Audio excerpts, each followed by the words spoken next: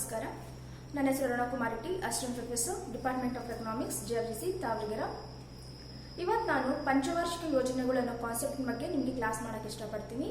Every competitive exams ಅಲ್ಲಿ ಪಂಚವಾರ್ಷಿಕ ಯೋಜನೆಗೆ ಸಂಬಂಧಪಟ್ಟಂತೆ ಒಂದೆರಡು ಕ್ವಶನ್ಸ್ ಅನ್ನೋದು ಕಾಮನ್ ಆಗಿ ಬರ್ತಾನೆ ಇರುತ್ತೆ. ಆ ಎಲ್ಲ ಕ್ವಶನ್ ಅನ್ನ ಆನ್ಸರ್ ಮಾಡುವಂತ ಪ್ರಯತ್ನವನ್ನ ಇವತ್ತಿನ ಕ್ಲಾಸ್ ಅಲ್ಲಿ ನಾನು ಮಾಡ್ತಾ ಇದ್ದೀನಿ. ನೀವು ನನ್ನ ಚಾನಲ್ಗೆ ಬಂದಮೇಲೆ ಅಲ್ಲಿರುವಂತಹ ಸಬ್ಸ್ಕ್ರೈಬ್ ಬಟನ್ ಕ್ಲಿಕ್ ಮಾಡಿ, ಜೊತೆಗೆ ಬೆಲ್ ಐಕಾನ್ ಅನ್ನು ಕ್ಲಿಕ್ ಮಾಡಿ. ಈ ರೀತಿ ಮಾಡೋದ್ರಿಂದ ನಾನು ಯಾವುದೇ ಹೊಸ ವಿಡಿಯೋಸ್ ಹಾಕಿದ್ರು ಸಹ ನಿಮಗೆ ನೋಟಿಫಿಕೇಶನ್ ಅನ್ನೋದು ಸಿಗುತ್ತೆ. ಅದ್ರ ಜೊತೆಗೆ ಆದಷ್ಟು ಶೇರ್ ಮಾಡಿ, ಲೈಕ್ ಮಾಡಿ. ನಿಮ್ಗೆ ಯಾವುದಾದ್ರೂ ಹೊಸ ಕ್ಲಾಸಸ್ ಬೇಕು ಅಂತ ಅಂದ್ರೆ ಅದ್ರ ಬಗ್ಗೆ ನನಗೆ ಕಮೆಂಟ್ ಮಾಡಿ. ಸೊ ನಿಮ್ಮ ಕಮೆಂಟ್ ಪ್ರಕಾರ ನಾನು ಕ್ಲಾಸನ್ನು ಮಾಡೋದಕ್ಕೆ ಇಷ್ಟಪಡ್ತೀನಿ. ಇವತ್ತು ನಾನು ಮಾಡ್ತಿರೋಂಥ ಕ್ಲಾಸ್ ಯಾವುದು ಅಂತ ಅಂದ್ರೆ ಪಂಚವಾರ್ಷಿಕ ಯೋಜನೆಗಳು. ಈ ಪಂಚವಾರ್ಷಿಕ ಯೋಜನೆಗಳ ಬಗ್ಗೆ ನಾವು ತಿಳಿದುಕೊಳ್ಳೋಕ್ಕಿಂತ ಮುಂಚೆ ಅದರ ಒಂದು ಬ್ಯಾಕ್ ಗ್ರೌಂಡ್ ಅನ್ನು ತಿಳಿದುಕೊಳ್ಳೋದು ಇಂಪಾರ್ಟೆಂಟ್. ಭಾರತ ಅನ್ನೋದು 1947ರಲ್ಲಿ ಸ್ವಾತಂತ್ರ್ಯವನ್ನ ಪಡೆಯಿತು. ಆ ಸ್ವಾತಂತ್ರ್ಯವನ್ನ ಪಡೆದಂತ ಸಂದರ್ಭದಲ್ಲಿ ಭಾರತ ಅನ್ನೋದು ಹಲವು ಆರ್ಥಿಕ ಸಂಕಷ್ಟಗಳನ್ನ ಎದುರಿಸಬೇಕಾಯಿತು. ಒಂದು ಕಡೆ ಆಹಾರದ ಬಿಕ್ಕಟ್ಟು, ಬಡತನ, ನಿರುದ್ಯೋಗ, ಕೈಗಾರಿಕೆಗಳ ಅಸಮತೋಲನ ಬೆಳವಣಿಗೆ, ಕೃಷಿ ಹಿಂದುಳಿದಿರುವಿಕೆ, ಹೀಗೆ ಹಲವಾರು ಸಮಸ್ಯೆಗಳನ್ನೋದು ಭಾರತದಲ್ಲಿ ಆ ಒಂದು 1947ರ ಸನ್ನಿವೇಶದಲ್ಲಿ ಇತ್ತು ಅಂತ ಹೇಳ್ಬೋದು. ಈ ಒಂದು ಸಂದರ್ಭದಲ್ಲಿ ಭಾರತ ಅನ್ನೋದು ತನ್ನಲ್ಲಿರುವಂತಹ ಕಡಿಮೆ ರಿಸೋರ್ಸ್ ಅನ್ನ ಬಳಸಿಕೊಂಡು ಹೇಗೆ ಕ್ರಮಬದ್ಧವಾಗಿ ಒಂದು ಆರ್ಥಿಕ ಅಭಿವೃದ್ಧಿನ ಸಾಧಿಸಬೇಕು ಅನ್ನೋ ಒಂದು ದೊಡ್ಡ ಸವಾಲನ್ನ ಎದುರಿಸಬೇಕಾಯಿತು. ಇಂತಹ ಸಂದರ್ಭದಲ್ಲಿ ಭಾರತ ಆರ್ಥಿಕ ಅಭಿವೃದ್ಧಿನ ಸಾಧಿಸಬೇಕು ಅಂತಂದ್ರೆ ತನ್ನಲ್ಲಿ ಲಿಮಿಟೆಡ್ ರಿಸೋರ್ಸ್ ಅನ್ನ ಬಳಸಿಕೊಂಡು ಹೇಗೆ ಅಭಿವೃದ್ಧಿ ಆಗಬೇಕು ಅಂತ ಹೇಳಿ ಒಂದು ವಿಚಾರವನ್ನ ಮಾಡಲಾಯಿತು. ಅದಕ್ಕೆ ಸಂಬಂಧಪಟ್ಟಂತೆ 1947ರಲ್ಲಿ ಆಲ್ ಇಂಡಿಯಾ ಕಾಂಗ್ರೆಸ್ ಪಕ್ಷ ಏನಿತ್ತು ಅದೇನ್ ಮಾಡ್ತು ಅಂತಂದ್ರೆ EPC ಕಮಿಟಿಯನ್ನ ನೇಮಕ ಮಾಡ್ತು. EPC ಕಮಿಟಿ ಅಂತ ಅಂದ್ರೆ ಎಕನಾಮಿಕ್ ಪ್ರೋಗ್ರಾಮಿಂಗ್ ಕಮಿಟಿ ಅಷ್ಟೇ. ಎಕನಾಮಿಕ್ ಪ್ರೋಗ್ರಾಮಿಂಗ್ ಕಮಿಟಿ, EPC ಅಂತ ಅಂದ್ರೆ ಎಕನಾಮಿಕ್ ಪ್ರೋಗ್ರಾಮಿಂಗ್ ಕಮಿಟಿ. ಈ ಕಮಿಟಿಯನ್ನ 1947ರಲ್ಲಿ ನೇಮಕ ಮಾಡಿತು. ಇದರ ಒಂದು ಅಧ್ಯಕ್ಷತೆಯನ್ನ ವಹಿಸಿದವರು ಜವಾಹರ್ಲಾಲ್ ನೆಹರೂರವರು. ಇವರು ಈ ಒಂದು ಸಮಿತಿಯ ಅಧ್ಯಕ್ಷತೆಯನ್ನ ಪಡೆದಿರ್ತಾರೆ. ಈ ಒಂದು ಕಮಿಟಿ 1948ರಲ್ಲಿ ತನ್ನ ವರದಿಯನ್ನ ನೀಡಿತು. ಆ ವರದಿಯ ಪ್ರಕಾರ ಏನಿತ್ತು ಅಂತಂದ್ರೆ ಒಂದು ಯೋಜನಾ ಆಯೋಗವನ್ನ ಸ್ಥಾಪನೆ ಮಾಡಿ ಆ ಯೋಜನಾ ಆಯೋಗದ ಮೂಲಕ ಯೋಜನೆಗಳನ್ನ ಹಮ್ಮಿಕೊಂಡು ಆ ಮೂಲಕ ಆರ್ಥಿಕ ಅಭಿವೃದ್ಧಿನ ಸಾಧಿಸಬೇಕು ಅಂತ ಹೇಳಿ ಅವರು ಜವಾಹರ್ಲಾಲ್ ನೆಹರು ಅವರ ಕಮಿಟಿ ಹೇಳಿತು ಅಂತ ಹೇಳ್ಬೋದು. ಅಂದ್ರೆ ಈ ಒಂದು ಯೋಜನೆಗಳನ್ನ ಹಿಂದೆ ಏನಿತ್ತು ಅಂತಂದ್ರೆ EPC ಕಮಿಟಿ ಅಂದ್ರೆ ಎಕನಾಮಿಕ್ ಪ್ರೋಗ್ರಾಮಿಂಗ್ ಕಮಿಟಿ ಅಷ್ಟೇ. EPC ಅಂದ್ರೆ ಎಕನಾಮಿಕ್ ಪ್ರೋಗ್ರಾಮಿಂಗ್ ಕಮಿಟಿ. ಸೊ ಈ ಒಂದು ಸಮಿತಿಯ ಆಧಾರದಲ್ಲಿ ನಾವು ಯೋಜನಾ ಆಯೋಗವನ್ನ ಸ್ಥಾಪನೆ ಮಾಡ್ತೀವಿ. ಯೋಜನಾ ಆಯೋಗ ಅಂದ್ರೆ ಬೇರೇನೂ ಅಲ್ಲ, ಪ್ಲಾನಿಂಗ್ ಕಮಿಷನ್ ಆಫ್ ಇಂಡಿಯಾ. ಈ ಯೋಜನಾ ಆಯೋಗವನ್ನ 1950 ಮಾರ್ಚ್ 15ರಂದು ಸ್ಥಾಪನೆ ಮಾಡ್ತೀವಿ. ಈ ಯೋಜನಾ ಆಯೋಗದ ಕಾರ್ಯ ಏನಾಗಿತ್ತು ಅಂತಂದ್ರೆ ಪಂಚವಾರ್ಷಿಕ ಯೋಜನೆಗಳನ್ನ ಜಾರಿ ಮಾಡುವುದು, ಅದ್ರ ಜೊತೆಗೆ ಸಂಪನ್ಮೂಲಗಳನ್ನ ಕೇಂದ್ರ ಮತ್ತು ರಾಜ್ಯ ಸರ್ಕಾರಗಳ ನಡುವೆ ಹಂಚಿಕೆಯಾಗುವಂತೆ ನೋಡಿಕೊಳ್ಳುವುದು ಈ ಒಂದು ಯೋಜನಾ ಆಯೋಗದ ಪ್ರಮುಖ ಕೆಲಸ ಅಂತ ಹೇಳ್ಬೋದು. ನಾವು EPC ಕಮಿಟಿ ಆಧಾರದ ಮೇಲೆ 1950 ಮಾರ್ಚ್ 15ರಂದು ಪ್ಲಾನಿಂಗ್ ಕಮಿಷನ್ ಎಸ್ಟಾಬ್ಲಿಷ್ ಆದ್ಮೇಲೆ ನಾವು ಪಂಚವಾರ್ಷಿಕ ಯೋಜನೆಗಳನ್ನ ಜಾರಿ ಮಾಡ್ತೀವಿ. ಪಂಚವಾರ್ಷಿಕ ಯೋಜನೆಗಳ ಬಗ್ಗೆ ಹೇಳಕ್ಕಿಂತ ಮುಂಚೆ ನಿಮ್ಗೆ ಯೋಜನೆ ಅಂತಂದ್ರೆ ಅರ್ಥ ಆಗ್ಬೇಕು. ಯೋಜನೆ ಅಂತಂದ್ರೆ ಯಾವುದೋ ಒಂದು ಆರ್ಥಿಕ ಚಟುವಟಿಕೆಗೆ ಸಂಬಂಧಪಟ್ಟಂತೆ ಇನ್ಯಾವುದೇ ಚಟುವಟಿಕೆಗೆ ಸಂಬಂಧಪಟ್ಟಂತೆ ಪೂರ್ವ ನಿಯೋಜಿತವಾಗಿ ಕೆಲವೊಂದು ಟಾರ್ಗೆಟ್ ಗಳನ್ನ, ಕೆಲವೊಂದು ಗುರಿಗಳನ್ನ ನಿರ್ಧಾರ ಮಾಡಿಕೊಂಡು ಸಾಧನ ಸಂಪನ್ಮೂಲಗಳನ್ನ ಹೇಗೆ ಬಳಸ್ಕೋಬೇಕು ಅಂತ ಹೇಳಿ ಮೊದಲೇ ನಿರ್ಧಾರಿತವಾಗಿ ಅದರ ಆಧಾರದ ಮೇಲೆ ನಾವು ಮುಂದೆ ಒಂದು ಚಟುವಟಿಕೆಯನ್ನು ಮುಂದುವರಿಸಿಕೊಂಡು ಹೋಗೋದನ್ನ ನಾವು ಯೋಜನೆ ಅಂತ ಕರಿತೀವಿ. ಸೊ ಯೋಜನೆ ಇದ್ದಾಗ ಏನಾಗುತ್ತೆ ಅಂತಂದ್ರೆ ನಮ್ಮ ಏನು ರಿಸೋರ್ಸಸ್ ಇದೆ, ಯಾವುದಕ್ಕೆ ನಾವು ಎಷ್ಟೆಷ್ಟು ಹಣವನ್ನ ಇಡಬೇಕು, ಎತ್ತಿರಬೇಕು, ಖರ್ಚು ಮಾಡಬೇಕು ಅನ್ನೋದ್ರ ಬಗ್ಗೆ ನಮಗೆ ಒಂದು ಕ್ಲಾರಿಟಿ ಅನ್ನೋದು ಸಿಗುತ್ತೆ. ಸೊ ಅದನ್ನೇ ನಾವು ಯೋಜನೆ ಅಂತ ಕರಿತೀವಿ. ಅದೇ ರೀತಿ ನಾವು ಒಂದು ಪ್ಲಾನಿಂಗ್ ಕಮಿಷನ್ ಏನ್ ಮಾಡ್ತೀವಿ ಅಂತ ಅಂದ್ರೆ ಪಂಚವಾರ್ಷಿಕ ಯೋಜನೆಗಳನ್ನ ಜಾರಿ ಮಾಡ್ತೀವಿ. ಪಂಚ ಅಂತ ಅಂದ್ರೆ 5 ವರ್ಷಗಳಿಗೆ ಒಂದು ಟಾರ್ಗೆಟ್ ಅನ್ನ ನಿಗದಿ ಮಾಡಿಕೊಂಡು, ಒಂದು ಗೋಲ್ ಅನ್ನ ನಾವು ನಿಗದಿ ಮಾಡಿಕೊಂಡು ಯಾವುದೋ ಒಂದು ಕ್ಷೇತ್ರವನ್ನ ಆಯ್ಕೆ ಮಾಡ್ಕೊಂತೀವಿ. 5 ವರ್ಷದಲ್ಲಿ ಆ ಒಂದು ಕ್ಷೇತ್ರಕ್ಕೆ ಹೆಚ್ಚಿನ ಸಂಪನ್ಮೂಲಗಳು ಲಭ್ಯ ಆಗೋ ತರ ಮಾಡಿ ಆ ಒಂದು ಕ್ಷೇತ್ರವನ್ನ ಅಭಿವೃದ್ಧಿ ಮಾಡ್ತೀವಿ. ಅದನ್ನ ನಾವು ಪಂಚವಾರ್ಷಿಕ ಯೋಜನೆ ಅಂತ ಕರೆಯೋದು. 5 ವರ್ಷಗಳ ಅವಧಿಗೆ ಒಂದು ಕ್ಷೇತ್ರಕ್ಕೆ ನಿಗದಿತ ಪ್ರಮಾಣದಲ್ಲಿ ಸಾಧನ ಸಂಪನ್ಮೂಲಗಳನ್ನ ಬಳಸಿಕೊಟ್ಟು ಅದನ್ನ ಡೆವಲಪ್ಮೆಂಟ್ ಮಾಡೋದು. 5 ವರ್ಷಗಳ ಅವಧಿಯಲ್ಲಿ ಅದನ್ನ ಡೆವಲಪ್ಮೆಂಟ್ ಮಾಡೋದನ್ನ ಏನಂತ ಕರಿತೀವಿ ನಾವು ಅಂತಂದ್ರೆ ಪಂಚವಾರ್ಷಿಕ ಯೋಜನೆ ಅಂತ ಕರಿತೀವಿ. ಈ ಪಂಚವಾರ್ಷಿಕ ಯೋಜನೆಯನ್ನು ಫಸ್ಟ್ ಪ್ರಪಂಚದಲ್ಲಿ ಅಳವಡಿಸಿಕೊಂಡಂತ ದೇಶ ಯಾವುದು ಅಂತ ಅಂದ್ರೆ ರಷ್ಯಾ.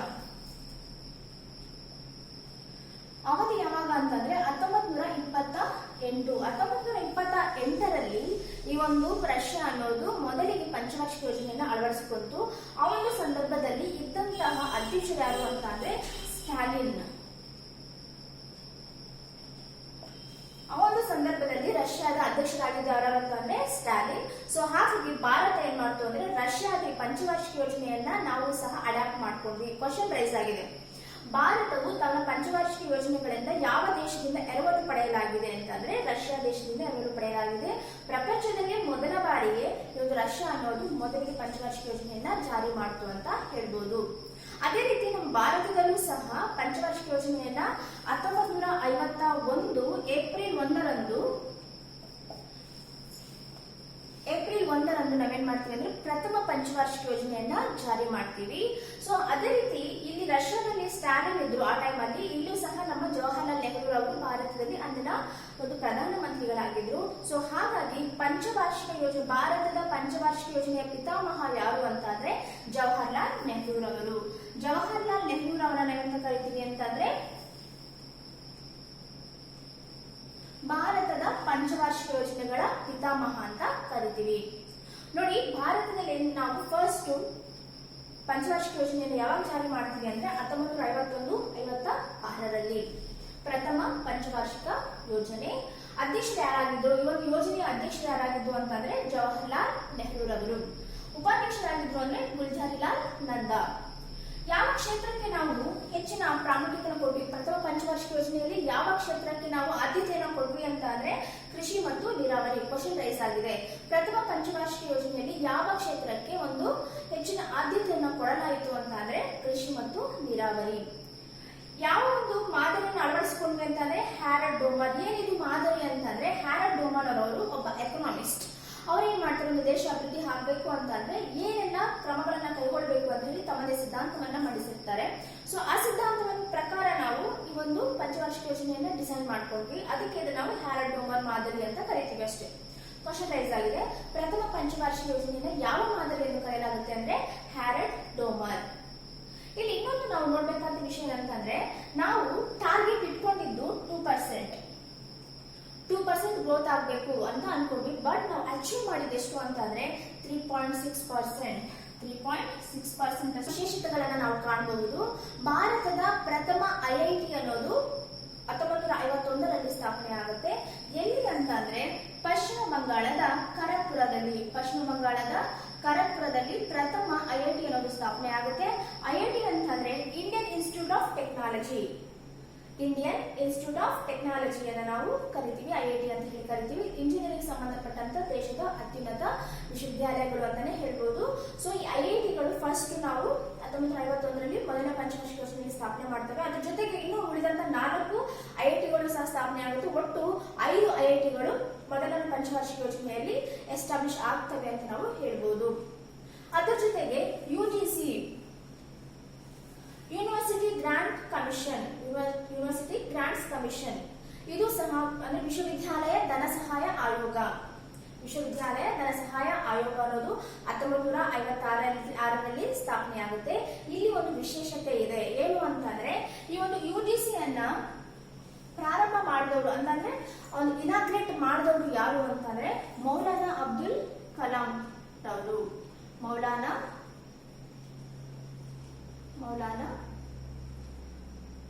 ಅಬ್ದುಲ್ ಕಲಾಂ ರವರು ಈ ಒಂದು UGC ಅನ್ನ ಇನಾಗ್ರೇಟ್ ಮಾಡ್ತಾರೆ ಅಂತ ಹೇಳಿ ಹೇಳ್ಬೋದು. ಸೊ ಇಲ್ಲಿ ನಾವು ಮೌಲಾನಾ ಅಬ್ದುಲ್ ಕಲಾಂ ಅವರ ಒಂದು ಬರ್ತ್ಡೇ ಒಂದು ವಿಶೇಷತೆ ಇದೆ. ಏನಂತಂದ್ರೆ ಇವರ ಒಂದು ಜನ್ಮ ದಿನಾಚರಣೆ ಆದಂತಹ ನವೆಂಬರ್ 11 ನಾವು ನ್ಯಾಷನಲ್ ಎಜುಕೇಶನ್ ಡೇ ಅಂತ ಹೇಳಿ, ರಾಷ್ಟ್ರೀಯ ಶಿಕ್ಷಣ ದಿನ ಅಂತ ಹೇಳಿ ಆಚರಣೆ ಮಾಡ್ತೀವಿ. ಅರ್ಥ ಆಗ್ತಿದೆನಾ? ಮೌಲಾನಾ ಅಬ್ದುಲ್ ಕಲಾಂ ರವರ ಒಂದು ಜನ್ಮ ದಿನಾಚರಣೆ ಆದಂತಹ ನವೆಂಬರ್ 11 ಪ್ರತಿ ವರ್ಷ ನಾವು ನ್ಯಾಷನಲ್ ಎಜುಕೇಶನ್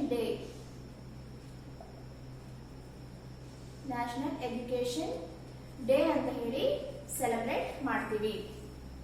ಅದ್ರ ಜೊತೆಗೆ ಈ ಒಂದು ಮೊದಲನೇ ಪಂಚವಾರ್ಷಿಕ ಯೋಜನೆಯಲ್ಲಿಯೇ ಬಾಕ್ರಾ ನಂಗಲ್ ಹೀರಾಕುಡ್ ಮೆಟ್ಟೂರು ಯೋಜನೆ ಅನ್ನೋದು ಸಹ ಇವು ಏನು ಅಂತಂದ್ರೆ ನದಿ ಕಣಿವೆ ಯೋಜನೆಗಳು. ಬಾಕ್ರಾ ನಂಗಲ್ ಹೀರಾಕುಡ್ ಮೆಟ್ಟೂರು ಯೋಜನೆ ಅನ್ನೋದು ಒಂದು ನದಿ ಕಣಿವೆ, ವಿವಿಧೋದ್ದೇಶ ನದಿ ಕಣಿವೆ ಯೋಜನೆಗಳು ಇವು ಸಹ ಮೊದಲನೇ ಪಂಚವಾರ್ಷಿಕ ಯೋಜನೆಯಲ್ಲೇ ಜಾರಿಯಾಗಿರುವುದನ್ನು ನಾವು ಕಾಣಬಹುದು. ಇದು ಮೊದಲನೇ ಪಂಚವಾರ್ಷಿಕ ಯೋಜನೆಗೆ ಸಂಬಂಧಪಟ್ಟಂತಹ ಮಾಹಿತಿಯಾಗಿದೆ. ಎರಡನೇ ಪಂಚವಾರ್ಷಿಕ ಯೋಜನೆಯ ಅವಧಿ 1956ರಿಂದ 1961. ಇದರ ಒಂದು ಅಧ್ಯಕ್ಷರು ಜವಾಹರ್ಲಾಲ್ ನೆಹರೂರವರು, ಉಪಾಧ್ಯಕ್ಷರು ಟಿ ಕೃಷ್ಣಮಾಚಾರಿ. ಈ ಒಂದು ಎರಡನೇ ಪಂಚವಾರ್ಷಿಕ ಯೋಜನೆಯಲ್ಲಿ ನಾವು ಆದ್ಯತೆ ಕೊಟ್ಟಂತ ಕ್ಷೇತ್ರ ಯಾವುದು ಅಂತ ಅಂದ್ರೆ ಕೈಗಾರಿಕೆಗೆ ಹೆಚ್ಚಿನ ಆದ್ಯತೆಯನ್ನ ಕೊಡ್ತೀವಿ. ಈ ಒಂದು ಮಾದರಿಯನ್ನು ನಾವು ಮಹಲನೋಬಿಸ್ ಮಾದರಿ ಅಂತ ಕರಿತೀವಿ. ಮಹಲನೋಬಿಸ್ ಇವರು ಗ್ರೇಟ್ ಸಂಖ್ಯಾಶಾಸ್ತ್ರಜ್ಞ ಅಂತ ಹೇಳ್ಬೋದು. ಇವರು ಭಾರತದ ಪ್ರಮುಖ ಸಂಖ್ಯಾಶಾಸ್ತ್ರಜ್ಞರು. ಇವರ ಒಂದು ಬರ್ತ್ಡೇ ಆದಂತಹ ಜೂನ್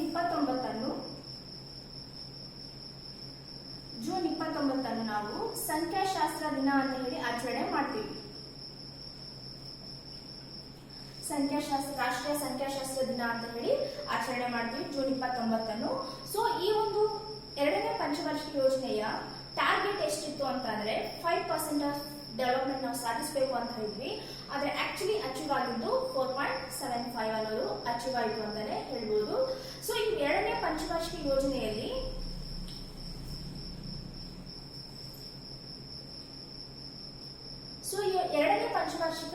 ಯೋಜನೆಯಲ್ಲಿ ಎರಡು ಕಡೆ ನಾವು ಕೈಗಾರಿಕೆಗಳನ್ನ ಸ್ಟೀಲ್ ಪ್ಲಾಂಟ್ಸ್ ಅನ್ನ ಸ್ಥಾಪನೆ ಮಾಡ್ತೀವಿ.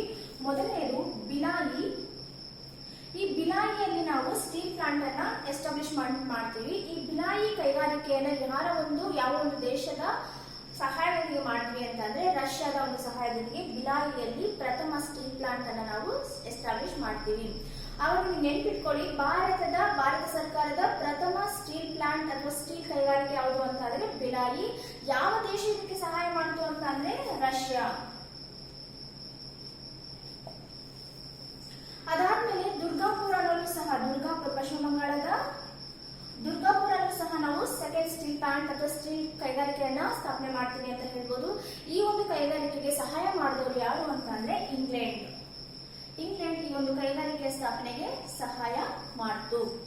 ಸೊ ನೋಡಿ, ಎರಡನೇ ಪಂಚವಾರ್ಷಿಕ ಯೋಜನೆಯಲ್ಲಿ ಸ್ಥಾಪನೆಯಾದ ಎರಡು ಬೃಹತ್ ಕೈಗಾರಿಕೆಗಳು ಬಿಲಾಯಿ ಇಂಡಸ್ಟ್ರೀಸ್ ಮತ್ತು ದುರ್ಗಾಪುರ್ ಇಂಡಸ್ಟ್ರೀಸ್.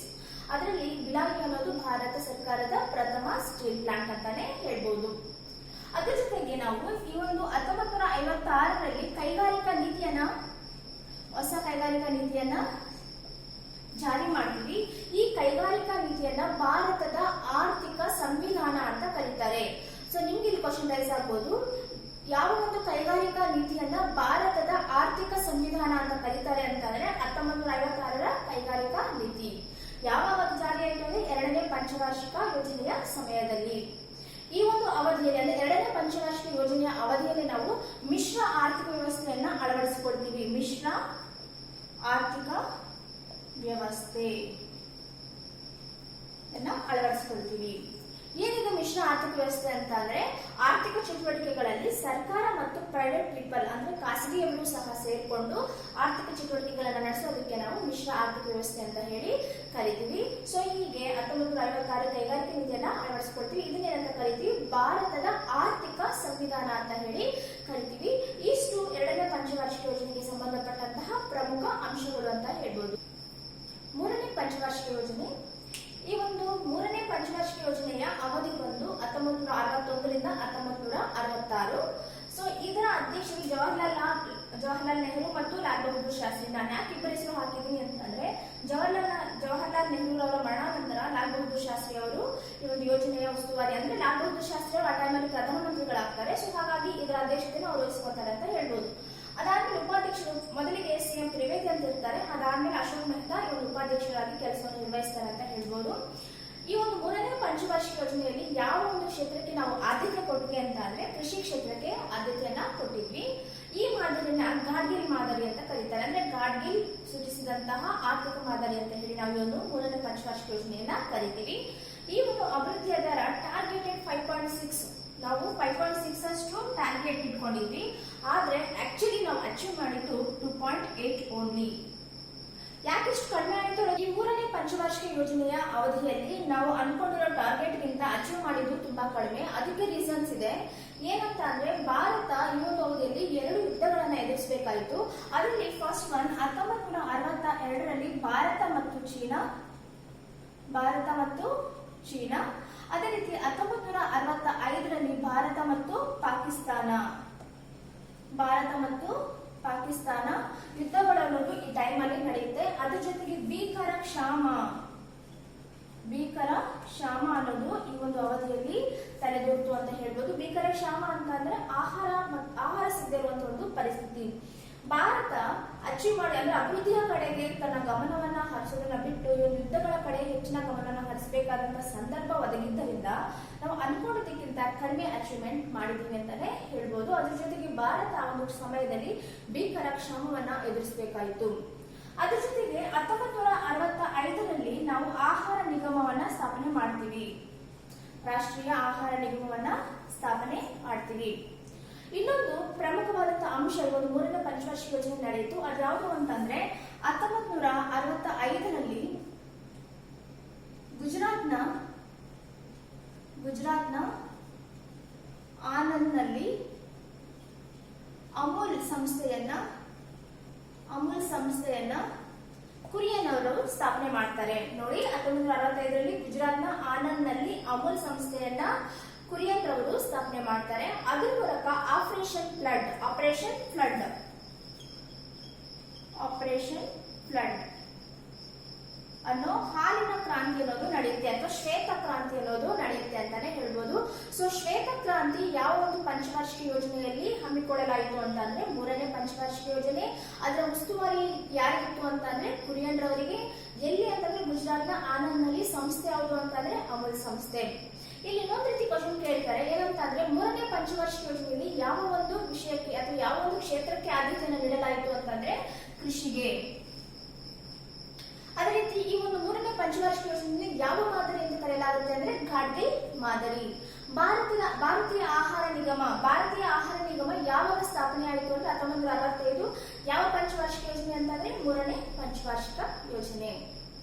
ಆನಂದ್ನಲ್ಲಿ ನಡೆದಿದ್ದು ಸಹ ಇದು ಮೂರನೇ ಪಂಚವಾರ್ಷಿಕ ಯೋಜನೆಯಲ್ಲಿ. ಸೊ ಇಷ್ಟು ನಮ್ಮ ಮೂರನೇ ಪಂಚವಾರ್ಷಿಕ ಯೋಜನೆಗೆ ಸಂಬಂಧಪಟ್ಟಂತಹ ವಿಷಯ. ಮೂರನೇ ಪಂಚವಾರ್ಷಿಕ ಯೋಜನೆ ಅನ್ನೋದು 1966ರಲ್ಲಿ ಕಂಪ್ಲೀಟ್ ಆದ್ಮೇಲೆ ನಾವು ಮತ್ತೆ ಹೊಸ ಪಂಚವಾರ್ಷಿಕ ಯೋಜನೆಯನ್ನು ಜಾರಿ ಮಾಡೋದಿಲ್ಲ. ಅದ್ರ ಬದಲಿಗೆ ವಾರ್ಷಿಕ ಯೋಜನೆಗಳನ್ನ ಜಾರಿ ಮಾಡ್ತೀವಿ. ಮೂರನೇ ಪಂಚವಾರ್ಷಿಕ ಯೋಜನೆಯ ನಂತರ ನಾವೊಂದು ಪ್ಲಾನ್ ಬ್ರೇಕ್ ಅಥವಾ ಪ್ಲಾನ್ ಹಾಲಿಡೇ ಅಂತ ತಗೊಂತೀವಿ. ಪ್ಲಾನ್ ಹಾಲಿಡೇ ಅಂತಂದ್ರೆ ಏನೂ ಅಲ್ಲ. ಸೊ ಯಾವುದೊಂದು ಆರ್ಥಿಕ ಸಂಕಷ್ಟದಿಂದ ನಿಗದಿತ ಯೋಜನೆಗಳನ್ನ ಮುಂದುವರಿಸಲಿಕ್ಕೆ ಆಗದೇನೆ ಕೆಲವೊಂದು ಪುಟ್ಟ ಯೋಜನೆಗಳನ್ನ ಮಾಡ್ಕೊಳ್ಳೋದಕ್ಕೆ ಏನಂತ ಕರಿತೀವಿ ಪ್ಲಾನ್ ಹಾಲಿಡೇಸ್. ಯಾವ್ದು ಯೋಜನೆಗಳನ್ನ ಹಮ್ಮಿಕೊಳ್ಳೋದಕ್ಕೆ ಏನಂತ ಕರಿತೀವಿ ಪ್ಲಾನ್ ಹಾಲಿಡೇ ಅಂತ ಕರಿತೀವಿ.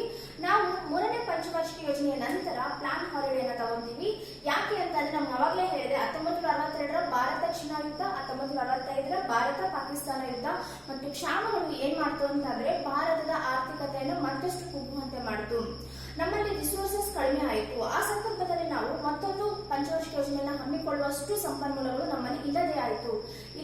ಆಗಿದ್ದರಿಂದ ಏನ್ ಮಾಡಿದ್ವಿ ಅಂತಂದ್ರೆ ನಾವು ವಾರ್ಷಿಕ ಯೋಜನೆಗಳನ್ನ ಜಾರಿ ಮಾಡ್ತೀವಿ. ವಾರ್ಷಿಕ ಯೋಜನೆ ಅಂದ್ರೆ ನಥಿಂಗ್ ಬಟ್ ಒಂದು ವರ್ಷಕ್ಕೆ ಟಾರ್ಗೆಟ್ ಅನ್ನ ಇಟ್ಕೊಂಡು ಮಾಡ್ತೀವಿ. ಸೊ 3 ವಾರ್ಷಿಕ ಯೋಜನೆಗಳು ನಡೆಯುತ್ತೆ ಮೂರನೇ ಪಂಚವಾರ್ಷಿಕ ಯೋಜನೆಯ ನಂತರ. 1966ರಿಂದ 67, 67ರಿಂದ 68, 68ರಿಂದ 69.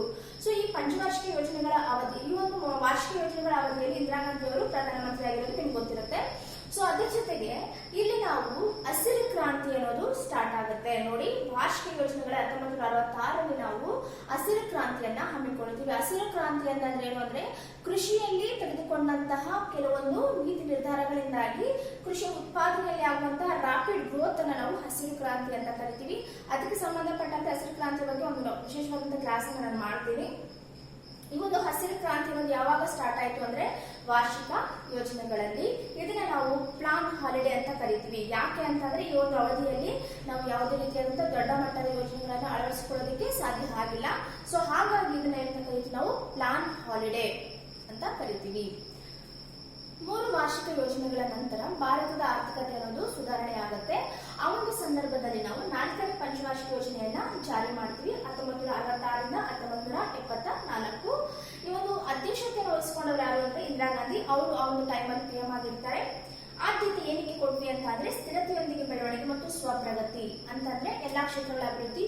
ಅದಕ್ಕೆ ಸ್ವಪ್ರಗತಿ, ಬೇರೆ ದೇಶಗಳ ಮೇಲೆ ನಾವು ಡಿಪೆಂಡ್ ಆಗದೆ ಇಂಡಿಪೆಂಡೆಂಟ್ ಆಗಿ ನಾವು ಅಭಿವೃದ್ಧಿಯನ್ನ ಸಾಧಿಸುವಂತದ್ದು. ಈ ಒಂದು ಅಭಿವೃದ್ಧಿಯ ದರ ಟಾರ್ಗೆಟ್ ಎಷ್ಟು ಮಾಡಿದ್ವಿ ಅಂದ್ರೆ 5.7 ಅಷ್ಟು ನಾವು ಟಾರ್ಗೆಟ್ ಮಾಡಿದ್ವಿ. ಅದ್ರ ಅಚೀವ್ ಮಾಡಿದ್ ಮಾತ್ರ 3.30. ಸೊ ಇವತ್ತು ನೋಡಿ 4ನೇ ಪಂಚವಾರ್ಷಿಕ ಯೋಜನೆಯಲ್ಲಿ ಒಂದು ವಿಶೇಷವಾದಂತಹ ಸಂಘಟನೆಗಳು ಮತ್ತು ರಾಷ್ಟ್ರೀಕರಣ ಅಂದ್ರೆ 1969 ಜುಲೈ 19ರಂದು 1949 ಜುಲೈ 19ರಂದು 14 ಬ್ಯಾಂಕ್ಗಳನ್ನ ರಾಷ್ಟ್ರೀಕರಣ ಮಾಡಲಾಯಿತು. 14 ಬ್ಯಾಂಕ್ಗಳನ್ನ ರಾಷ್ಟ್ರೀಕರಣ ಮಾಡಲಾಯಿತು. ರಾಷ್ಟ್ರೀಕರಣ ಅಂತಂದ್ರೆ ಅಥವಾ ನ್ಯಾಷನಲೈಸೇಷನ್ ಅಂತಂದ್ರೆ ಖಾಸಗಿ ಒಡೆತನದಲ್ಲಿರುವಂತಹ ಉದ್ಯಮಗಳು ಅಥವಾ ಯಾವುದೇ ಸಂಸ್ಥೆಗಳನ್ನ ಒಂದು ಸರ್ಕಾರ ತನ್ನ ಹತೋಟಿಗೆ ತೆಗೆದುಕೊಳ್ಳುವಂತಹ ಪ್ರಕ್ರಿಯೆಯನ್ನು ನಾವೇನಂತ ಕರಿತೀವಿ, ರಾಷ್ಟ್ರೀಕರಣ ಅಂತ ಹೇಳಿ ಕರಿತೀವಿ. ಸೊ ಹೀಗೆ ಭಾರತ ಸರ್ಕಾರ ಏನ್ ಮಾಡ್ತು ಅಂದ್ರೆ 1969 ಜುಲೈ 19ರಂದು 14 ಬ್ಯಾಂಕ್ಗಳನ್ನ ರಾಷ್ಟ್ರೀಕರಣ ಮಾಡ್ತು. ಅದ್ರ ಜೊತೆಗೆ ಇನ್ನೊಂದು ಇಡೀ ವಿಶ್ವವೇ ನಮ್ಮನ್ನ ತಿರುಗಿ ನೋಡುವಂತ ಮಾಡಿದ ಒಂದು ಘಟನೆ ಯಾವುದು ಅಂತಂದ್ರೆ ಪೋಖ್ರಾನ್ನಲ್ಲಿ ಅಣು ಪರೀಕ್ಷೆ. ಪೋಖ್ರಾನ್ನಲ್ಲಿ ಅಣು ಪರೀಕ್ಷೆಯನ್ನು ನಾವು 1974 ಮೇ 18ರಂದು ನಡೆಸ್ತೀವಿ. ಏನಿದೆ ಅಣು ಪರೀಕ್ಷೆ ಅಂತಂದ್ರೆ ಅಣುಬಾಂಬುಗಳ ಒಂದು ಪರೀಕ್ಷೆ ಮಾಡುವಂತದ್ದು. ರಾಜಸ್ಥಾನದಲ್ಲಿ ನಾವು ಇದನ್ನ ಪೋಖ್ರಾನ್ನಲ್ಲಿ ಈ ಒಂದು ಅಣು ಪರೀಕ್ಷೆಯನ್ನ ಮಾಡ್ತೀವಿ. ಯಾವಾಗ